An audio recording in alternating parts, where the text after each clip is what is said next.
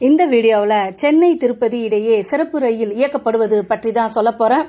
வீடியோவை பார்க்கறதுக்கு முன்னாடி என்னோட பிரெயின் ஸ்கூப் சேனலை சப்ஸ்கிரைப் பண்ணிட்டு பாருங்க. சென்னை திருப்பதி இடையே சிறப்பு ரயில் இயக்கப்படுவதாக தெற்கு ரயில்வே அறிவித்துள்ளது. கொரோனா தாக்கம் காரணமாக பயணிகள் ரயில் சேவை கடந்த மார்ச் மாதம் 24ஆம் தேதி முதல் ரத்து செய்யப்பட்டது. அதன் பிறகு பயணிகள் வசதிக்காக சிறப்பு ரயில்கள் இயக்கப்பட்டு வருகின்றன.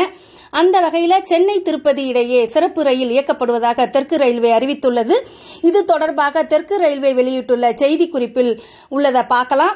சென்னை திருப்பதி சிறப்பு ரயில் வண்டி எண் 06057 வரும் 19ஆம் தேதி காலை 6:25 மணிக்கு சென்னை எம்ஜிஆர் சென்ட்ரல் ரயில் நிலையத்தில் இருந்து புறப்பட்டு அன்று காலை 9:40 மணிக்கு திருப்பதி சென்றடையும்.